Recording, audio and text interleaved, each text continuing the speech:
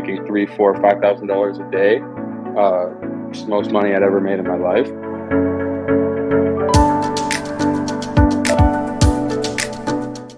Hey guys, it's Sean again from 𝐸𝐤𝐿, and in today's video we have the opportunity to basically interview a seven-figure entrepreneur, Nathan Nazareth. He also does drop shipping, and so we're going to be asking him a bunch of questions and getting insights from him on how he became successful, and hopefully you guys can get a lot of value from this interview. So yeah, thanks Nathan for accepting the interview. First, can you give us a bit of background on your e-commerce journey? Yeah, for sure. So, I mean, I've been in the internet marketing e-com space kind of for at least about 3.5, 4 years now. And I got started when I was 18. I was a freshman in college or university. I came across social media marketing, and essentially, this would just be offering a service to some sort of client or business in which you would run their social media pages and or potentially run paid advertising for them. And one of my clients, she was selling like a digital product, and basically we'd sold, I think it was like 75,000 in the first 2 weeks, and that was life-changing money for her. And obviously I got paid very well for that as well. And made a really nice bonus on top of the money that I was already making. But that's when I realized I should also be selling some sort of a product to the masses if I want to make that kind of money, like $75,000 kind of money in a couple of weeks. And so that's when I naturally looked over back at drop shipping. I was like, drop shipping is the next step. And around that time, when I just became obsessed with drop shipping, I had my first winning product, which was a UV sterilization wand. And this thing is supposed to like kill all the virus and germs and bacteria that's on your kind of high touch areas, like a phone or keys or laptop or whatnot. And it was, I think it was the perfect product at the perfect time, because it was the very beginning of, the whole, I'm not sure if I should be saying it, but just kind of the whole like virus situation that was going on at the time, right? So very beginning of that, and the product was just flying. So I was doing like 4 or 5x return on ad spend. And I wasn't well seasoned with media buying or drop shipping, but I was still making crazy money. And after, a month into that, I had made more money than I'd ever seen in my life. And I had started to, purchase my first car, and kind of other luxury items, and start to live that kind of entrepreneurial lifestyle that I'd seen and that I had craved for so long, that everybody, all these people my age were living and, sharing about online.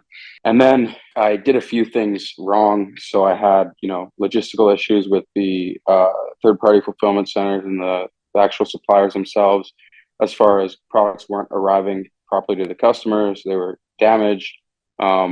And in some cases they weren't showing up at all. And so there's issues with the supplier. And then that led to chargebacks. And then, chargebacks started tanking my business, and I was starting to lose money. And then also I eventually got a cease and desist from the business because I'd used, content that wasn't mine, that I just found online. And that was pretty devastating, going from like making $3,000, $4,000, $5,000 a day, it's the most money I'd ever made in my life, to just zero, overnight, pretty much. It kind of crushed me a little bit. And for, a month, I kind of took a step back, and I was just losing money from all these chargebacks coming in. And I'd spent all my money on that new car that I bought, and I was just buying, luxury items and just partying and like not in the best headspace. And so I kind of put my head down, and I went back to work aggressively every day to try to make this work. And with the new skills that I'd learned, and learning from the biggest mistakes that I'd made with that one business, with the UV sterilization stuff that I was selling, within a matter of months, I started to find other successful stores. Around the same time, one of the people that I reached out to got back to me, became a good mentor and friend of mine, and he helped me kind of reach the next level with some of the stuff that I was doing as well. Right. And do you recommend transitioning from drop shipping to wholesale once you, found a winning product, you've tested it with a supplier? Do you recommend that you move on from a dropship supplier to a wholesale supplier, or maybe do you use like a dropship agent instead, or 3PL? Yeah, I definitely think a 3PL is the way to go. Once you're making sales, you're making orders, you validated that, you're making money. Um, Move that product into a third-party fulfillment center in the US. There's tons. Top of my head, there's Red Stag, ShipBob. Yeah, I don't know, plenty of 3PL companies out there, and you can order, the units in bulk from your supplier, the same supplier you're working with before in China, typically in China, sometimes in other places, and you can order them directly to that 3PL. And what that's going to do is, they're going to pick and pack all the products that come in, and you're going to get, in many cases, even 2-3 day shipping to your clients, assuming you're targeting, North American market, which is probably the best market for ecom. Um, and yeah, from there, it's pretty straightforward once you have the product in the fulfillment center, and you're much less likely to run into issues like chargebacks and eventually tanking your business. That's actually something we advocate at SaleWho, to transition from drop shipping to wholesale. Basically, what SaleWho does is we are kind of like, we have two products. One is SaleWho Dropship. We help merchants integrate their dropship products from dropship suppliers to their Shopify store seamlessly.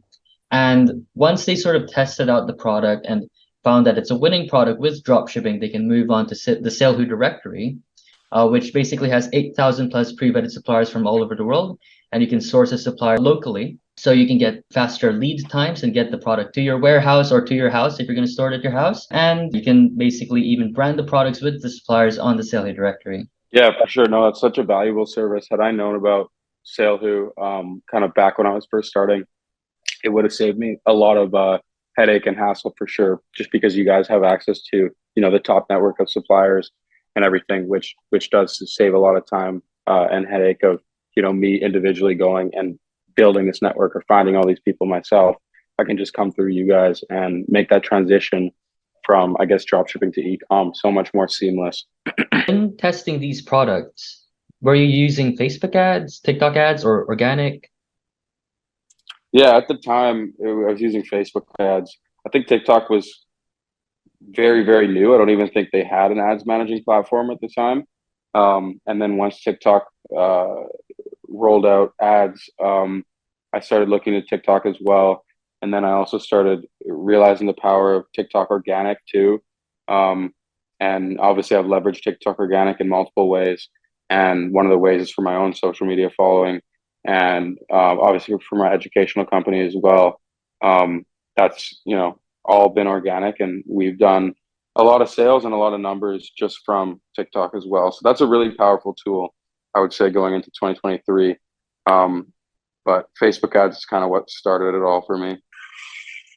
And would you still recommend beginners go into Facebook ads in the beginning? Because nowadays, like, I notice Facebook ads kind of restricts accounts a lot, or they ban ad accounts quite a lot. What do you have to say about that one? Still very viable, and it depends on the product as well. But I would recommend now for beginners to start on TikTok. TikTok is still in its infancy as far as advertising goes.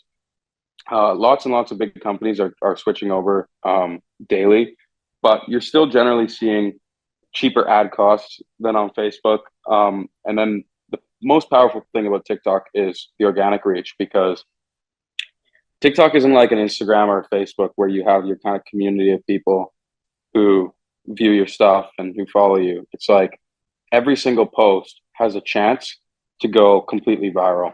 So if you have a cool product and you're good at making videos, which in my opinion isn't too difficult to learn, then therefore you should just be posting videos of this product until one of them goes viral. And then one of them goes viral, you have some views, you likely have some sales in the door, you have some customer data to work with. Then you can kind of take those viral videos and you can move them over to the ads managing platform and pump them at scale. And why this is so good as well is it makes it literally like dirt cheap to get into dropshipping, because first of all, you cut out the cost of the product because you're only buying the product after somebody purchased it and you've collected the revenue. But now you've cut out the cost of the marketing because you're marketing the product essentially for free, especially if you have the product yourself and you're filming videos of it, you're filming your own ad creatives. What are your costs really? aside from, $29 a month for Shopify, and whatever other small miscellaneous expenses you have. Everything else is kind of taken care of, and you don't actually have to spend more until you've collected money. So I think that's the craziest thing about it. Obviously, with that, it takes time to sharpen your skills. It takes time to make a viral video. It takes time to find the right product. What were some useful things you did in marketing your store, and what type of experiments did you run? Because, oh yeah, by the way, I watched one of your videos. You talked about not using stolen content. So I think that's something we could talk about too. Yeah, for sure. So, I mean, when it comes to marketing, like there's so many different forms. Obviously, traditionally, it's like Facebook ads or TikTok ads or even Google ads. There's been a big push lately towards user generated content. And even some of the biggest brands in the world are kind of catching on to this. So you don't need, thousands and thousands of dollars in like a super high budget production team to create exceptional ad creatives that are going to convert. And I honestly think TikTok and short form content is kind of shaking that whole industry up because people are creating native videos on their iPhone constantly, which means that's what we're all accustomed to viewing online. We're just accustomed to viewing content of people picking up their iPhone and filming themselves. And this isn't high budget stuff. And this is the stuff that's going viral. So when you're scrolling through TikTok and you see an ad pop up of like a super high budget, like TV commercial looking ad, you're just going to scroll right by it because you're just going to know right away it's an ad and you're not going to be interested. But if you scroll and it's like, your favorite TikTok creator showing off, her wardrobe haul of, some products or makeup or whatnot she purchased, you're probably going to watch it. So those are the best ads to run. And they're actually called Spark ads. But basically it's when you get user generated content from a particular influencer. It doesn't even have to be like a celebrity or anything, just any creator on TikTok. And they post the ad for your product. And then you get the code as the advertiser, and then you run it on the ads platform. And it just shows up in the feed like any other TikTok video, from that particular creator. And from there, you can go straight to the link to then purchase the product. And it's just so much more natural and, like I said, native doing things that way. And the results have tend to far outperform the traditional high budget ad creatives that people have made in the past. So that's one thing. And then as far as like the stolen content stuff, you want to be really careful with ads that you're making online because obviously the content isn't yours, especially if you don't, own the product. It's a third party product and you're just scraping content online and posting ads. So this is why even like after your first couple sales, I always recommend making sure you get a hold of your product and then making video ad creatives for it yourself. Or it could even be your mom or like, your grandma, depending on what the product is. So that way you don't have to spend tons of money. I'm sure there's people, in your network who will help you out, and, film little videos of your product. And you can even cut them in on percentages if it's a good ad as well. And that kind of leads me to another form of marketing, which is affiliate marketing. So you see lots of big brands have blown up this way. It does require a bit of work up front, but like I said, later when you have money, you can just build systems and teams to kind of take care of all of it for you.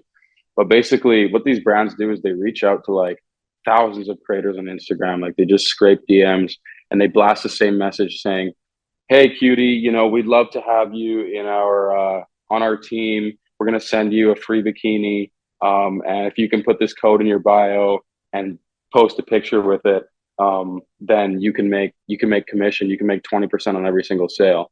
And so why that's so good from a business perspective is you are guaranteed making profit on every single sale. You're also getting free content. And you're getting free social proof and validation from every single influencer or person that receives your product and posts. So it's kind of like a win-win, though usually if it's a bigger creator or bigger influencer, they're not going to want to work with you like that because they have hundreds of people in their DMs and hundreds of people in their emails. So they typically want to work on a fixed rate. So you're gonna have to pay them up front and then maybe give them commission as well. But you can take advantage of micro influencers. So these are people who only have, somewhere between 5 to 10K followers, maybe a little more, depending on who they are, if they're willing to do that. But typically people who don't get a ton of brand deals and a ton of requests all the time are the people you want to target for that affiliate marketing strategy. What would you say is your product criteria to find winning products? Yeah, so I mean, I like to keep it pretty simple. Um, I find for Facebook, if you're running Facebook ads, you want a problem-solving product. So something that, alleviates a particular pain point for a client. You really need a wow factor product, right? Because TikTok ad creatives, they have to catch people's attention in order for the video to go viral. You need the watch time, you need the engagement. And so the type of products you see that do really well on TikTok are typically the ones that can be made into the most interesting ad creative, if that makes sense.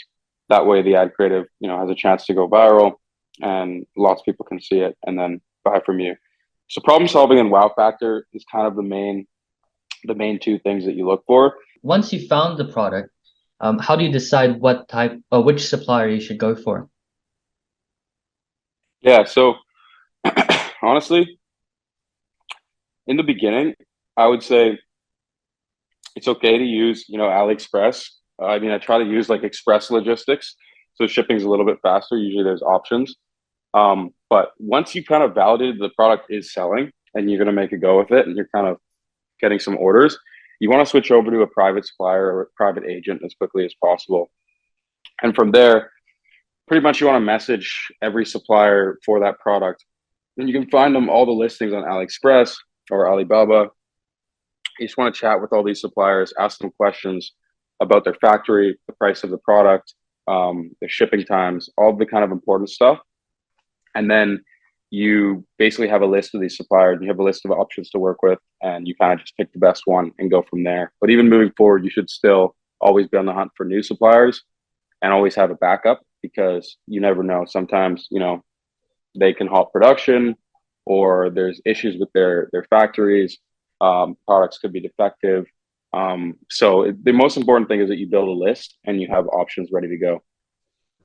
If you were starting over, would you start with $500, $1,000, $2,000, especially with the current climate? Because like Facebook's getting kind of expensive, but then again, there's TikTok. What would you advise others? And yeah, if you were to put yourself in others' shoes. Yeah, so if I was starting over again, the more money, the better. It does increase your chances. It does help. It can save you time. You can get into paid ads quicker, but you don't need more than $1,000, $2,000. Just a little bit of starting capital, especially if you want to go more the organic route, which I would recommend. That way, you're not breaking the bank to get started. If you have, even a few hundred or a couple $1,000s to your name, that's all you need, as long as you're really willing to put the time, effort, and energy into finding success, especially the organic route. If you did want to jump into paid ads right away and go that route, yes, it could be faster for you to find success, but it will be more costly. So I would, recommend anywhere from like $3,000 to $5,000 plus, just in terms of spending money for ads and stuff like that, because you're likely not going to strike gold in your first product. You're going to need some time. You're going to need to optimize and see where you went wrong. Try new products and keep improving from there. With dropshipping changing, what is your advice on adapting to the changes in the next 1 to 2 years? And what do you think those changes are? One of the big changes that we're seeing is that traditional dropshipping, is in finding a super hot winning product like a fidget spinner or something that went crazy, throwing up a landing page and running some Facebook ads, is becoming more and more difficult. So you need to do things differently than 99% of people who are still attempting that old form of dropshipping. And by differently, I mean you need to improve everything in the customer journey. You need to build a lot more social proof and trust with your customers. And you need to appear right off the bat like you're an established brand and business that's been around for a while, rather than somebody trying to make a quick buck. So I think we're definitely moving more towards a branding approach. And what I mean by that is heavily skewed towards getting better content. So you should be ordering the product in yourself. You should be making custom photos for your website. You should be making custom video ads that aren't seen before out there. That way you can have unique content. You have a unique brand that is uniquely your own, and you're much more likely to find success that route, because let's say it's a good product, but if there's hundreds of people testing it, hundreds of people using the exact same ad creatives, and hundreds of people out there, more or less a very similar website, then nobody's really going to find success with it. The only one who will be the one who kind of ventured out and spent more time building it into a brand and doing things differently. You know, maybe they've also spoke with supplier about getting custom packaging, and that reflects in the product photos on the website. Maybe they have custom logos on the product as well. Maybe they have faster shipping because they have the product in the US. You can't just scrape what's out there online anymore. You can maybe for an initial test, but beyond that, I don't think there's a whole lot of room for success anymore through simply copying what's already out there. You do have to become a better marketer and do things differently. Anyway, so that's it, Nathan. Thanks for taking the time to hop on this call. I really appreciate it. I'm sure our viewers would also will really appreciate all the value that you've given in this interview. Yeah, so thanks, Nathan. For sure. Thank you very much, Sean. We'll be in touch and hope you enjoy the rest of your day. You too. Yeah, have a great day.